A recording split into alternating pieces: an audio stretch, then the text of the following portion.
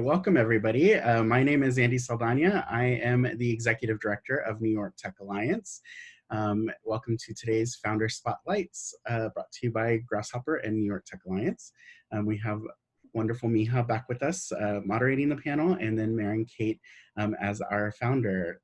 So we'll get right into that in just a few minutes, but before, just a quick little thank you to all of our wonderful sponsors and a little bit about the organization. New York Tech Alliance is a nonprofit organization that works to create access, equity, and inclusion in the New York tech ecosystem, making it the most diverse and dynamic in the world. If you want to learn more at nytech.org, and my contact information is here. Again, thank you to our wonderful annual partners who make our work possible, and especially thank you to Grasshopper Bank for helping with this series. They're a wonderful bank for the innovation community. Check them out at grasshopper.bank. As usual, we'll be recording this session. I'm going to turn it over to Micah to do the moderation and conduct the session. And yeah, we'll turn it over to you now, Micah, and go ahead. Thanks, Andy. Well, welcome everybody, and thank you, Maren, for taking the time to talk with us. I know that you're in the midst of a bit of travel, and so pausing for a moment to talk to folks is always difficult as you travel. The concept of these sessions are really to talk about good things that have happened and histories about founders that we can learn from through positive experiences. And often we have these conversations with founders, and especially during the time of a pandemic, where we want to talk about all the bad things and how horrible stuff is. And what we really want to do is to stay into the positive. And so there are two ways in which we do that. One is that it's a very open and informal conversation. So feel free to ask a question at any point during the session, and we will stop now and again, and I will just ask folks if they have questions, and feel free to jump in. It is mellow and accepting, so don't be afraid that your question isn't appropriate or helpful. I guarantee you it probably is, but please do ask. We will talk as long as we go, and if we end up having enough stuff to talk about for an hour, great, and if we don't, we may end up a little early and give everybody back a bit of their day. So with that, I want to say thank you to Maren for being here. And I'm actually not going to introduce you. I'm going to let you introduce yourself if you don't mind. And then we will dive in and start talking about cool stuff. Awesome. Hi, I'm Maren, and I am a founder that has worked mostly, I've only started and worked in pretty much remote first companies, which has been interesting with the shift everyone's seen this year. My first little business was during college. I bought and resold jewelry on eBay and did that for several years, and that was my first foray into entrepreneurship, and I just fell in love with it, especially the ability to work online pretty much. I was going to school, I was bartending on nights and weekends, and I got obsessed with the idea that I could do some work, I could put something on my eBay shop, and then while I was doing other work, whether it was schoolwork, whether it was bartending, I could be earning money. And it was that just like blew my mind.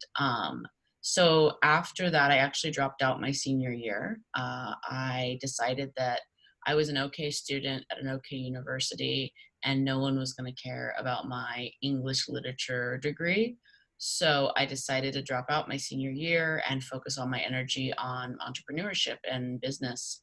And then I built a little agency that built websites and social media presences for like brands in Las Vegas and LA. One of our clients early on was History Channel's Pawn Stars before they became big, so we built out a lot of that. I learned to delegate through that business because I didn't have any coding skills, design skills, so I started hiring people in the US, in the Philippines, in Iran, I'd find them on job boards and like Reddit threads before there were Reddit threads, and just had this like awesome kind of global little team that I threw together. And the term for it was kind of virtual assistant. So during that time, I was blogging about my experience. My goal was like I always said, like, this was when I was in my early 20s, like one girl's journey to become a self-made man, because I didn't know anything about entrepreneurship. I didn't grow up in that kind of world. So I was just, that was like the way I learned. And that turned into a business called Zirtual, actually, which is one of the first virtual executive assistant services. And over about 5.5 years, we went from just me, I brought on 2 co-founders, we scaled up to about 450 assistants spread all over the US, raised maybe a little less than $6 million from some high profile investors, had a lot of press, and then towards the end actually kind of crashed pretty hard. Luckily, the company was bought up by startups.com. They rethought some of our processes and relaunched. And then after that, last few years, I started a remote first recruiting agency called Avra Talent. And my most recent endeavor is indie.co. And that's actually really focused on helping connect people with good work, and helping people navigate the shift from, like, as I see a kind of sea change into remote fluency as being part of what you need to actually future-proof your career. Yeah, so that's kind of it. I'm not good at introducing myself, so apologies for the rambling. Oh, it's perfect.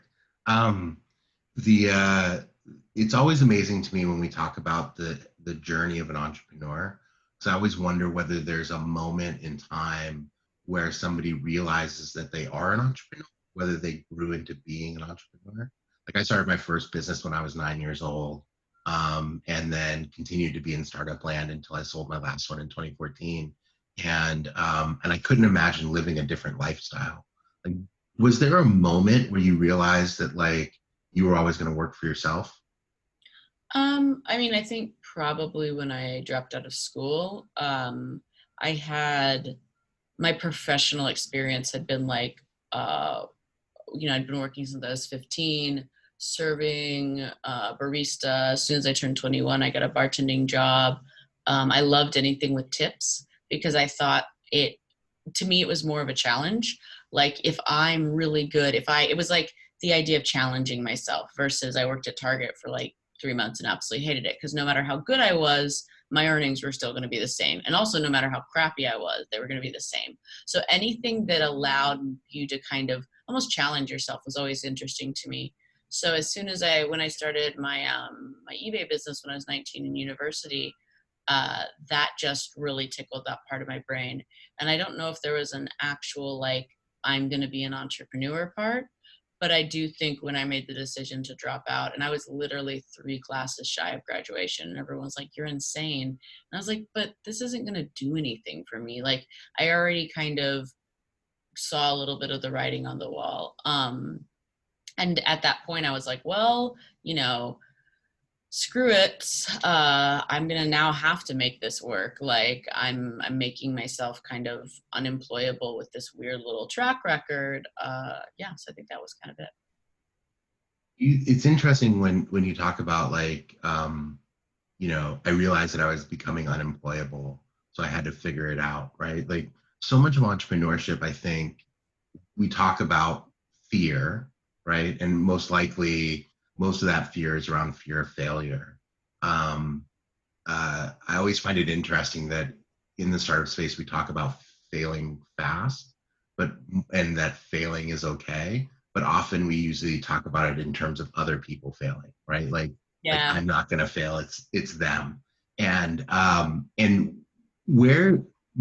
do you face that early on? Did you have no fear, right? And you just sort of went for it, and it was what you did, or did you have ways that you sort of managed that fear of failure?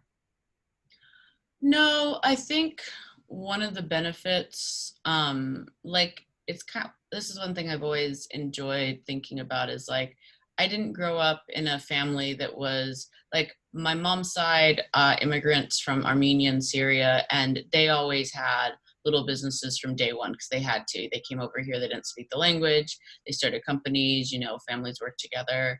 I feel like the Middle Eastern side, that's just a very natural thing. But it's entrepreneurship on a very scrappy, small level. Like, hey, we brought this candy making bowl with us. So we're going to start a candy company because that's like the stuff we have. But I would say I never grew up, I didn't go to fancy school. I wasn't around like fancy business people. So there was a lot of ignorance, which I think in retrospect, it was super awesome because if I had have realized how ignorant I was, and if I had have realized how much other people knew and how little I knew, I would have been just like, well, there's no way I can do this. But instead, I started with really small bets, not meaning to, just stumbled into it. And those small bets added on to each other. And I honestly think that's like one of the great secrets of life. And I've talked to people that are much smarter and much more successful than me, and they've kind of echoed similar findings. It's like if you can do just one little thing, and then that starts to snowball. So I think that's the biggest way of like, that's how I kind of dodged fear, so to speak. And the other thing was when you don't come from a lot, and when you don't have a very, maybe not a high opinion of yourself, but like I never thought I wasn't like crazy book smart. My grades were always meh. Like I'm dyslexic. Sometimes I have trouble explaining myself in words. So there wasn't that far I could fall. Like I started a blog, and if nobody read it, oh well. Like I didn't have a great education that I would feel embarrassed if I did something and it failed. My parents were always supportive, but they never pushed me, So it was, yeah, I honestly think it was like ignorance is bliss in some ways, and it really does help you mitigate that fear. And then once you've started a few things, or even one thing, and you've failed a lot or a little, you start to realize, if your ego isn't tied up into it, you start to realize what amazing teachers those failures are. And then from there, now I'm not as ignorant as I used to be. So when I'm taking risks or making decisions, I'm like, yeah, there's a chance that I'm going to fail, or I know there's going to be mistakes made. But if you approach it from that learning framework, then you're not excited about failing. But every time something happens, every time an investor turns me down, every time something breaks, instead of being like, that sucks, I think, ooh, interesting. So there's a lesson here that if I learn it this time, the next time I see this, I will be able to do X, Y, Z. Yeah. Awesome. I do think fear I think my path was very similar to your path. When I was a kid, the reason why I started a business was because my parents couldn't afford money for me to go see a movie, and I wanted to see a movie. And so I, started figuring out how to make money, and then sort of enjoyed making money and sort of owning it myself, and then kept doing that.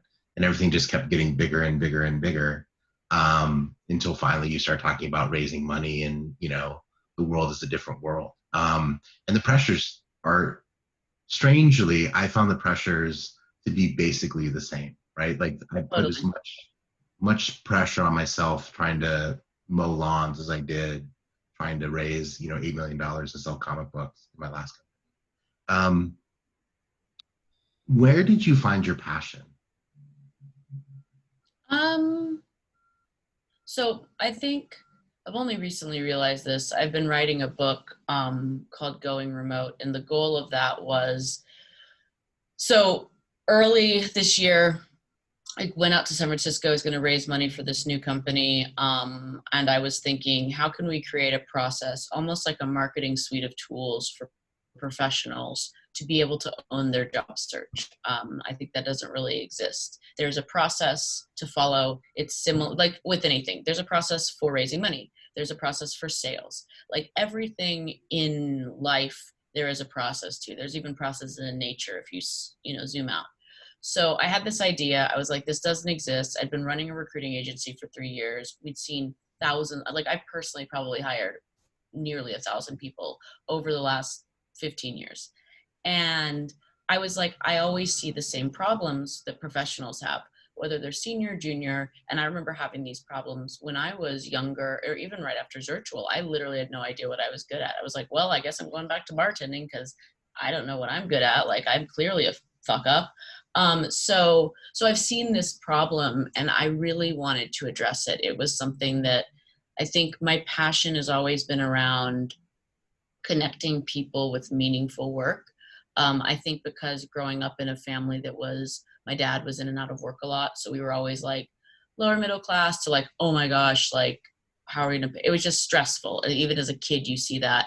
And that emotionally impacted me where I was like, wow, like when you have good work, when you have steady work, when you have meaningful work, when you know how to find work and you know how to not only keep it, but evolve like as a professional, I think that that's something that our society, our education system, we don't talk about.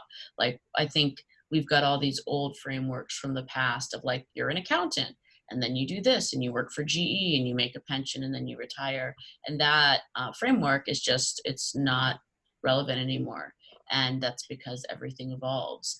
And I don't think we think in those terms of evolving our professional state as much. So that's always been my passion around meaningful work and helping people find it.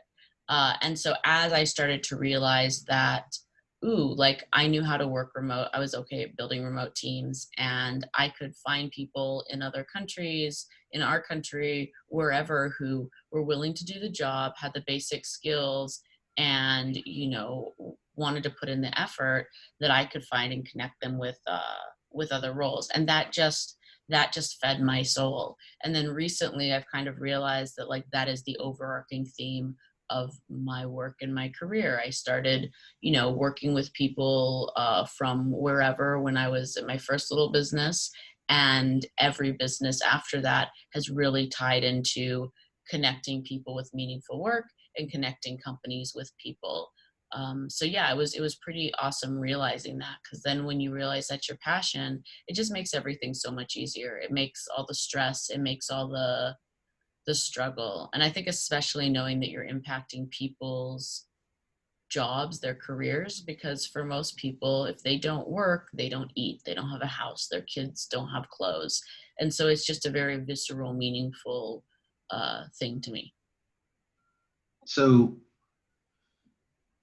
in connecting people, do you look at it as connecting people or connecting people? Like how do you view, this is gonna be a strange question, I think, but how do you view how people view jobs as part of their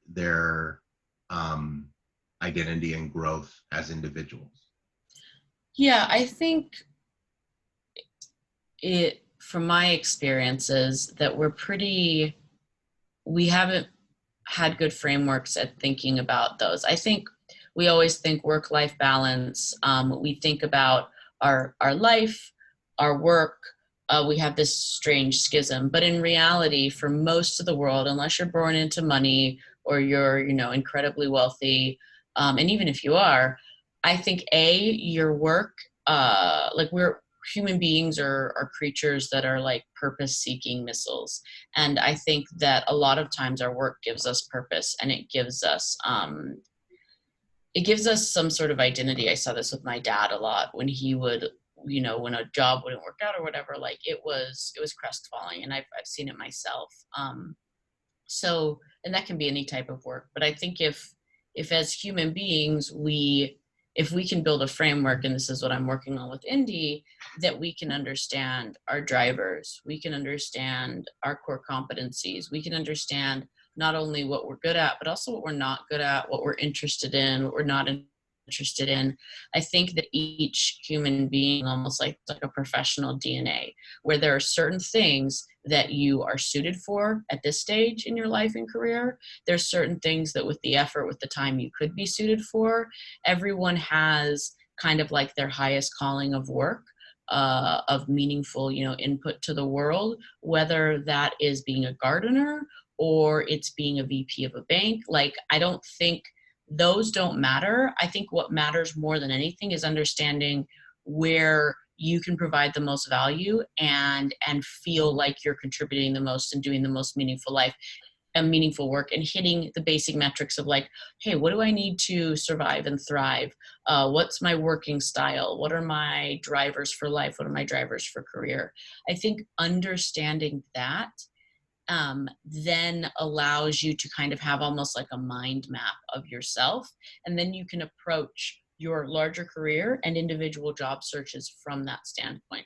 Like, okay, what actually are opportunities that would be good for me now and would lead me to my goals? And it's, I mean, at the end of the day, it's data, but I don't think from both I know from companies aren't great at thinking through. They'll be like, I need a product manager, throw that up, but they're not good. Nobody's good at thinking through the why, like literally stopping and pausing and being like, everything's breaking. We need X, Y, Z, but let's think about the why. What are the outcomes we're looking for? What is our culture? What are we actually trying to do here? And then spending the time sitting in silence and thinking about that on the company side. And then as an individual, same thing. Like, what are the why? And so wrapping back to my story at the beginning of this rant was, we were going to raise money, COVID hit, everybody, all the meetings canceled. And I was like, okay, so assume I cannot raise money for the rest of the year. What is the smallest little thing I could do to continue to move this project forward?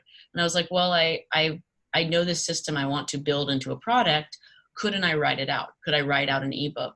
So I'm now about 25,000 words into literally breaking it up of discovery, positioning, and then working the process. And it's like, so it's all just like, it's like having the big vision and then breaking it down to the smallest pieces. But in writing this, I've actually come to realize, like, I call it a triple threat, like what your professional triple threat is. I have not realized this until this year, like what I'm actually really good at. And it's systems, it's communicating within teams, and it's like product vision, high level, not actually execution. So I'm just gonna stop there. Yeah, that's awesome. My favorite thing is when somebody starts talking about something they're passionate about and they sort of just go. And as founders, we very often have something we're passionate about that we just go on. So I appreciate that very much. I'm going to pause for 20 seconds to see if anybody has any questions. And if not, I want to dive into some tactical things.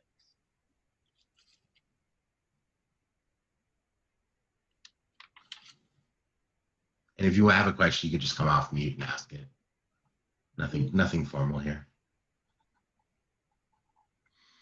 Okay, let's keep going and let's talk about some tactical things. You brought up sort of COVID and kind of raising money and then kind of hitting a wall and making a change, which I think is something that a lot of people have dealt with. Is your plan now to go out and raise money again, or to go back to that process, or have you picked a new path? So the path was, let's shift to writing this book. So the book is like, you can find it at goingremotebook.com. I priced it in a kind of interesting way. Instead of like a traditional book, which is, 15 to 20 bucks, we have packages that are $39.99 and $3.49.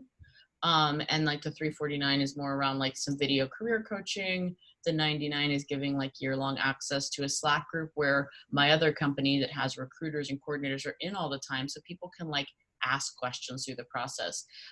So I wrote the book to de-risk and prove me and my co-founder's hypothesis around indie. We initially thought we need to raise money to bring on engineers to build out this product, this MVP, and then test in the market. But hitting a wall with raising money because of COVID was the best thing that could have happened to us. And because of my experience, instead of being like, oh, this sucks, I was like, obviously I thought it sucks. But then as I thought about it a little bit more, I was like, what if this leads to something else? And now I'm super grateful that we couldn't raise when we just started to, because of this process, or because of what's going on in the world, because it has forced my hand in a way that it never would have before. And what I have learned about what we think we're going to build in writing 25,000 words about it, and then editing, and then putting up so I wrote the sales page for the book before I wrote a word of the book. And I decided, what do I want people to get out of like the product, and what can I pull into an ebook? And put that up immediately, kind of committed to it publicly. I'm going to get this out by September 1st, which was way too aggressive a deadline, but we're still sticking to it. And then started the process. And we've had dozens of pre-orders, which have been amazing. And nothing like, I would sit there and talk to VCs and be like, this is my hypothesis. This is my experience. I've seen thousands of people. I've done this, blah, blah, blah. But it was a hypothesis from my mind. It wasn't like, here are users already interacting with the product, because we hadn't built it. And I can't code, so I couldn't build it. But what I can do is write. So this has been just like, it's been a forcing function to go down a completely different path that I think at the end of the day, like, either we'll sell enough of these ebooks and packages that we will be able to bootstrap our own development and won't need to raise money, or potentially we'll be like, hey, there's other more services-based offerings that the community is needing and requesting. Because the cool thing is, when you're getting something out there faster, is that like, our users are people that are looking to make a job change. They're either in a job and looking to get a new one, or they're unemployed, which right now there's a ton of people, and they're looking to get a new job. And then the caveat of that is a remote job. Like, the process works regardless, but I think remote is what like our niche we're focusing on. So it's like, every time someone buys an ebook, every time we add someone to a Slack group, I'm talking to my core user, and there's nothing more powerful than that. I think a lot of times, and you've raised money, so you know this too, I think sometimes raising money, if you're able to, especially before you've built out your product and proven the demand, can actually be more dangerous than not. But it's super shiny, and it's a difficult siren song to avoid when you know you can. When you're like, hey, I could struggle for 3 years and live on savings and eat ramen, or I could raise a few $1 million and pay myself an okay salary in tech world, which is like amazing anywhere else. It's a siren song. And so I'm actually very grateful that I didn't even like that, whatever, like, tied up my face so the sirens can't get me right now. And I think by the end of this year, we'll be in a position where we'll really be able to kind of make a solid decision one way or another. Awesome. Let's talk about remote, since that's an area of interest of yours, and knowledge. What are 2 or 3 things that people can do when they're thinking about hiring a remote worker? Let's say it's their first remote worker they've ever hired, and we're obviously pandemic and blah, blah, blah. And so now they're like, how do I actually put out a job description? How do I think about it? What are some things that people should be thinking about when it comes? Yep. So we've got a lot of resources at Avra Talent on our blog. Like, we've literally put out recruiting funnels, just put them out for people to, like, you can cut and paste them. So high level is tying back to what I'd said earlier. Understand your why, understand the goal for the role, understand what the day-to-day looks like, week to week looks like, month to month looks like. Just sketch that out on a whiteboard or with your co-founders. Because one of the most important things is, so remote roles pre-pandemic would get 10x as many applicants as an in-person role, because people really do want to work remote.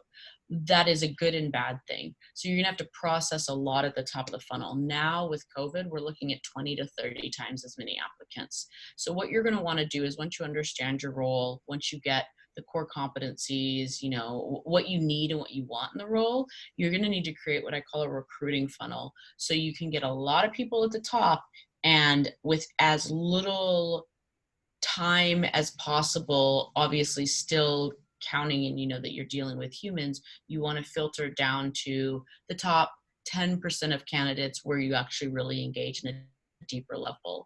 And the way to do this is, you know, always have several written application questions at the beginning and make those questions very relevant to the role. Not like there should be a few open-ended. One that's a go-to is always, why are you interested in this role at our specific company? And if someone does not really answer that, I don't care how, I don't even look at the resume at that stage. They're DQ'd, because you need someone who is not only interested in your company, but can explain why they're interested in your company and the specific role. Another one is a trigger with remote is you'll see a lot of people that will say, why are you interested in coming and working as a product manager at Exco? And they'll be like, I really want to work remote, or we moved to, you know, the Berkshires and blah, blah. That's another automatic DQ. Sometimes people will apply for remote roles that it's not the company or the role that they're attracted to, it's just the remote. Down the line, thinking through remote fluency, understanding if someone's worked remote before. If they've not, it's not a deal breaker, but what they do have to be able to be good at is something I call have a level of remote fluency. And the biggest part of that is communication. They have to be able to communicate clearly, concisely. They have to have a certain level of technological savvy. This isn't anything like deep. I'm a total Luddite, but I can do Slack. I can do the Google Suite. We ask questions like, what is your competency 0 to 10 on? And then we list out the 10 tools that we use to work at my company, Avra. And we look at people's self ratings. And if somebody's like 0, 0, 0, then that's a really big flag. Or someone says, I've never used Slack before, but I'm a really fast learner and I recently picked up this. And that leads to another question I always add at the beginning of an application is, what is something you've recently learned? Like, tell me about it. Because with successful remote workers, they need creativity, curiosity. They need to be incredibly strong written communicators. And then they need to be able to be self-disciplined at the end of the day. People that are going to thrive in that environment must be able to turn off their Slack, focus on one work, reopen it, answer questions, manage inbox. I like to ask people about like, you know, how many tabs do you have open right now? Like, how do you approach your email inbox? And it's not a one size fits all, but these are more general things where if you're hiring remote, they'll really need to have these kind of building blocks to be able to thrive in that environment, especially if you're a startup, because it's going to be ambiguous, it's going to be fast moving. You need to, like, if people aren't already hitting those basic metrics, it will be really difficult really fast. What skill sets, that's the wrong way to ask that. What tactics does an individual have to do to go from being an in-office worker to becoming a remote worker, given there's a requirement now to be remote? Like, what do I need to do to be a better remote worker? I think the biggest one is, well, the biggest one is you need to be able to kind of cultivate intellectual curiosity and begin learning every day, if that's not something that's part of your daily routine. From there, I would say number one is you really need to exercise and improve your communication muscles, working on, you know, your writing, taking advantage of the tools out there like Grammarly, but just more than anything, like working on that written and verbal communication. And then the second is being able to manage your day-to-day. There's an amazing book called Manage Your Day-to-Day, and it's just about how, it's from about 10 years ago, how creative people who have not a lot of direction manage their day and their creative cycle. And it applies weirdly well to remote workers, because when you're going into an office, you got to be there at a certain time, and then there's like a socially acceptable time to leave, and people are looking at you, whatever. There's a level of there's not as much autonomy as there is with remote. Like with remote, you literally could stay in your pajamas and stay in bed all day. And sometimes people think that, oh, that's the okay thing to do. And it's for I would say I was seeing less than 1% of people that can be at their peak productivity without a relatively, not rigid, but a schedule that they have. Like I have from when I wake up, make my bed, and then everything, then start work, breaks. You really have to become a lot more self-disciplined than you would in an office because there's no one looking over your shoulder. And at the same time, the flip side of self-discipline is you have to be able to know when to turn it off.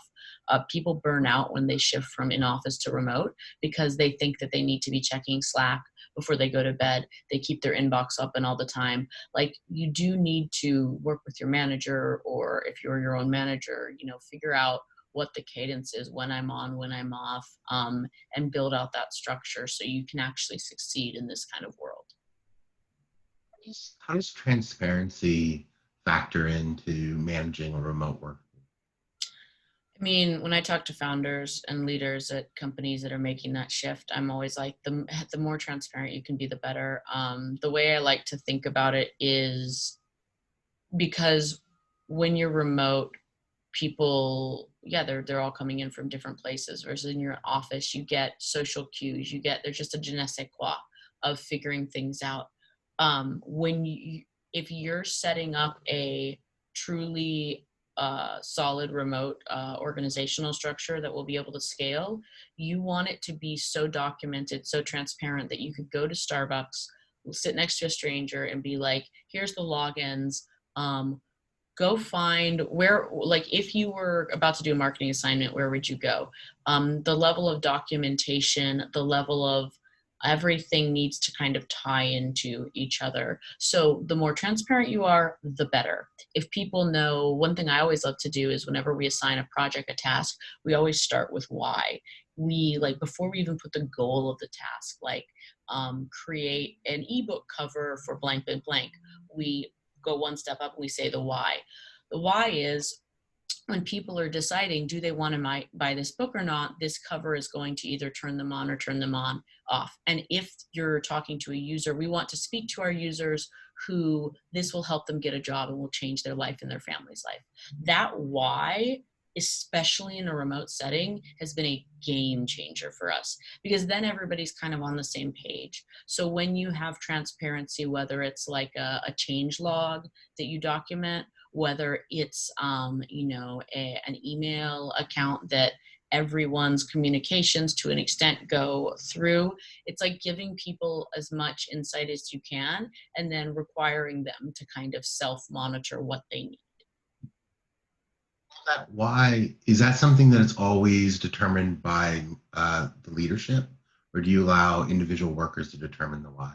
Oh no, I mean, whoever's putting the task or project out there is the one who determines the why. So it's like, if you're my EA and you're like, hey Maren, I mean, this is a super basic example, but it would be like, hey Maren, I need you to run and scan your passport, your ID, and I need boom, boom, boom numbers. And then it doesn't always have to be structural, but the why would be like, hey, I know this is going to be a pain in the butt for you right now because you're going to have to take an hour out of your travel day to go do this. But if you do this one time for me, I will be able to book XYZ. I will be able to manage your phone bill because now I have all this access. As the person who just got assigned a task, because I think leadership, like especially in remote organizations, or hopefully organization of the future, you get assigned from all levels. You're always having different asks of you. That just motivated me so much more to take time and do that, because now I see how that little thing ties into the bigger picture. So as leaders, it's super important for us to set, whether it's OKRs or KPIs or whatever it is, the high level goals, the sub goals, and then be really, really communicative about our culture and our core values. And then from there, let everybody tie back in. And then even when you're an individual contributor and you're thinking, do I want to do this project or not? You should be able to look at the goals, the values, where the company, the big vision, and say, does this, what I'm doing today, tie into the larger vision and the quarterly or yearly goals? And it's a lot of work on the company side, but this is why I highly suggest doing it early. Like if you're 2 people, build out your operational practices playbook now versus waiting until you're 50 or 100. Which I think is really smart. And I noticed that you posted your playbook for your company online. Yep. Was the value, what's the value you got out of doing that?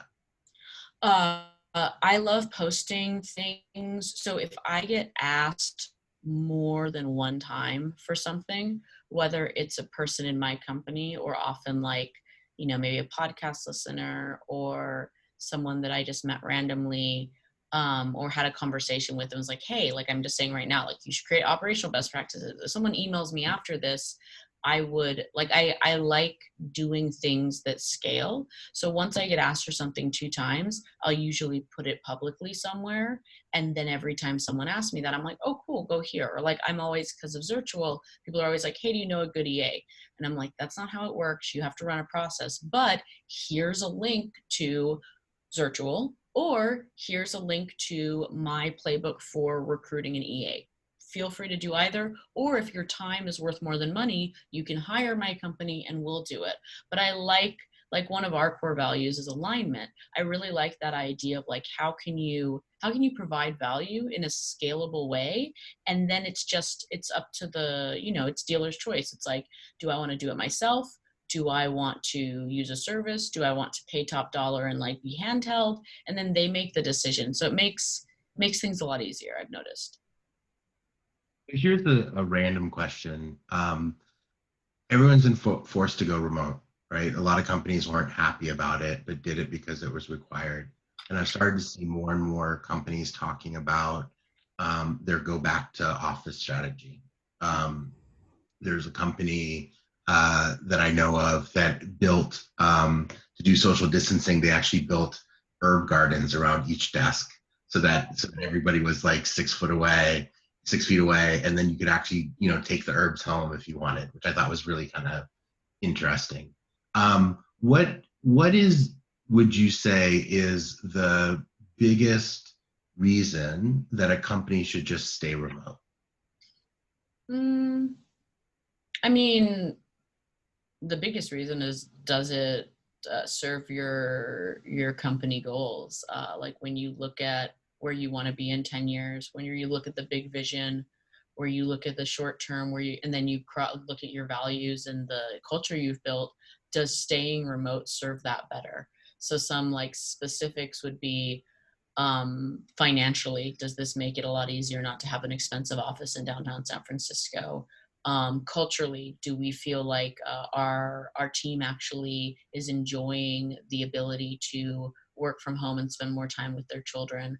Or alternately, do we feel that even though we put herb gardens, maybe that's not the safest thing to do, to have people in like recycled air all day? And the other reason could be, hey, we know we're going to grow really fast, or maybe we're a company that we're a nonprofit, we can't pay top dollar. We need to be able to tap into the best talent. How do we do that? Well, you can recruit remotely and have a completely remote team, and then you'll be able to tap into better talent for less, because people are willing to take a haircut to be able to live where they want. I think those are some of the basic reasons. But the caveat with that is, if you decide, I think another thing that's going to happen when people start going back to the office, if you have part of your company in office and part of your company remote, I am a strong believer in other founders of fully remote companies who've been around it for a while, like Matt Mullenweg, people like that. Strong believer that if you're going to have part of your company remote, you need to default to a remote first company, like a remote first culture. So instead of everybody gets in the meeting room and they dial in with that little like dongle phone thing, to the people that are remote, everyone's on Zoom. So whether we're in our office, I'm still on a Zoom camera, Charles is on a Zoom camera down there. So everyone feels like the problem is when you have in office, out of office, there's like this second class kind of creation for the remote workers. And that really hampers productivity. It hampers morale. So if you decide you want to stay half and half, you're going to have to default to remote first anyhow, which is like that documentation, which takes more time in the beginning, but it allows you to scale up better in the long term. And I think a lot of companies are going to see that their workers don't want to come back, or everybody's leaving San Francisco and New York. The companies next year are going to be like, all right, everybody come back to the office. And their employees are going to be like, yeah, I'm either going to quit or I'm going to work from Austin. Let me pause for questions. I love this topic, so I end up talking too much about it, but I want to make sure that if other people have questions, they can jump in.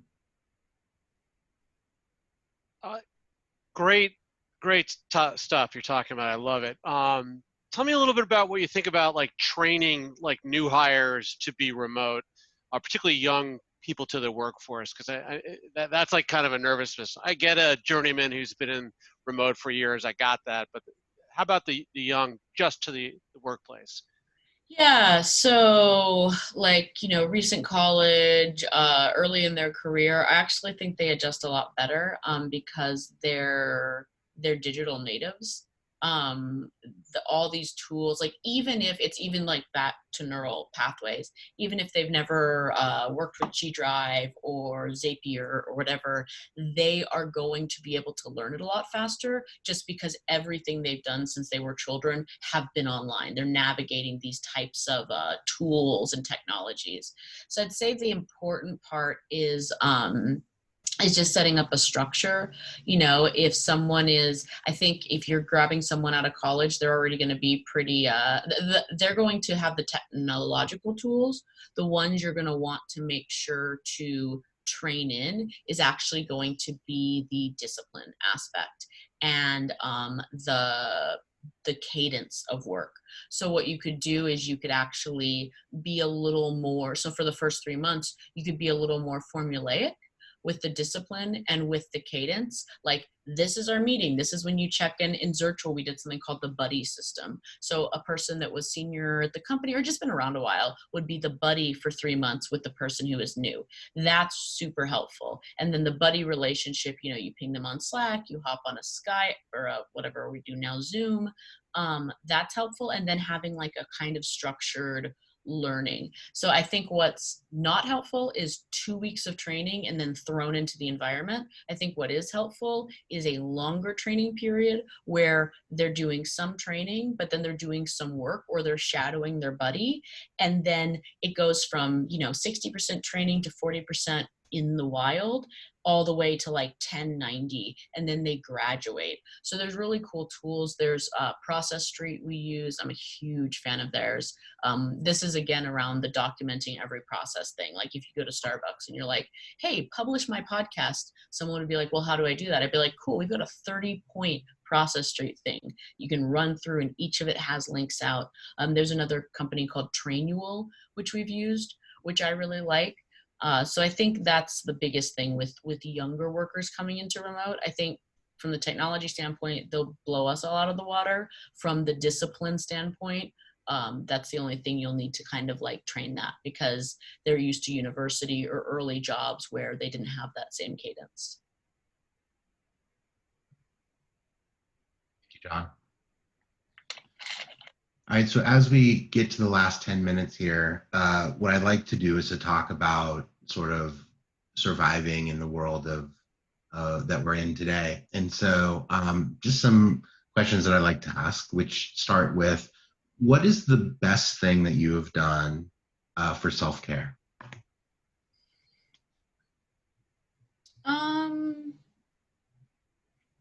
The best thing that I've done, I guess since COVID, well, there's two. So I take a lot of breaks. I use a tomato timer or like just a timer on my phone when I'm working. So I do a lot of deep work, or I do some deep work, not a lot. Usually early in the mornings. I will press a button and I will work, focus, turn everything off.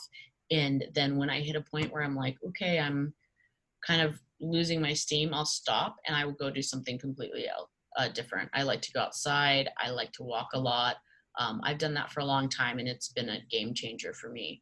And then I would say with COVID, especially kind of being sheltered in place and everything, I started with one push-up every morning, one squat, and one jumping jack. And very quickly that snowballs into more. So I have a just routine every morning. It's like after I brush my teeth, I turn on a podcast to kind of catch me up on like business news. And then I have about a 7 to 10 minute workout that I do. And I bought an Apple Watch to motivate me. And it's been great. It's a really nice kind of kicking off the day and mentally like, all right, now I go to the office, which is just, my desk. But it gives me exactly what I was saying. It gives me a structure. It gives me a cadence. In that cadence, do you find the routine is comforting, or do you find that you have to break out of that routine now and again? I find it very comforting when I'm out of it. Like right now, I'm in a hotel room. It throws me off. But I find it comforting. I'm more OCD, so that's probably one of the reasons. But especially considering like when you don't when existentially you don't have a lot of control, it's always good to actually psychologically swaddle yourself with more structure. So I suggest getting a whiteboard. I have like a 10-step morning routine. It's all super simple stuff. And I literally every day just check off my step. Like my step 1 is make my bed. And that just check mark makes me feel better. And by the time I'm at the end of my check mark, I feel accomplished and ready to tackle the day. Even though I didn't do that much, it's more psychological. My best friend from college would make a to-do list every night, and the number one thing on his to-do list was wake up. He's like, that way when I wake up, I immediately got something done. I mean, I'm a huge fan of that. Wow. What's the best thing that's happened to you over the last week? The best thing that's happened to me over the last week. I mean, I made it safe on a plane. Actually, that was pretty much it. I traveled for a wedding that I couldn't miss and all swaddled up. And I think I was one of the few people on the plane that was not stressed out or complaining. And I felt pretty good about that. I felt pretty zen. I could be extra nice to the flight attendants, be extra nice to everybody else. And yeah, I think people just need to, in general, when we're in fearful times, everyone seems to get fearful and get more angsty. But what's helpful for me is to zoom out and think about all of human history. I've been doing research on and reading up about different, literally 500,000, beginning of human history. I think we get so zoomed in to our day-to-day, our country, or whatever. We forget just how massive the universe is. We forget how teeny we are.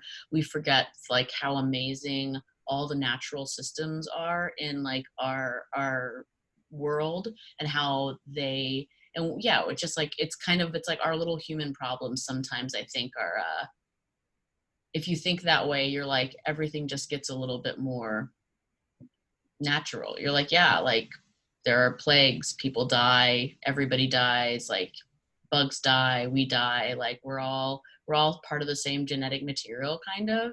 And when you approach it that way, for me at least, it's a lot more comforting. It's just kind of okay, whatever will be, will be. And then my last question is, what's something you're grateful for? Oh man, I mean, I'm grateful for a lot. I'm really grateful for just be able to work from my computer and to do things I love. I never expected to be where I am at now. And, it feels amazing to be able to, just have that freedom. I'm grateful for the freedom to be able to move around and just the day. Awesome. Well, thank you, Maren. And it's great that you're grateful for the one thing that your passion matches, right? Like you're able to, I think that's the goal of all founders, is to find a way to match passion with gratefulness, and then see some success in it as well. And so it sounds like that's somewhat the story of your life with its ups and downs, is that things seem to be going really well. So I was excited to talk to you, and was happy that we spent this hour together. Really appreciate your time. I'm going to turn it back over to Andy to wrap things up. But thank you so much, Maren. Thank you. Thank you, Maren. Thank you, Miha. Really fantastic conversation. I am going to throw up our contact information here. So if anybody wants to contact either Miha, Maren, or myself, you can reach us at our emails. Again, really inspiring conversation. I love the way you end every session with these favorite things and best things that have happened. It's always leaves me in such a positive mindset going forward through the day. Thank you to everyone who attended the session today.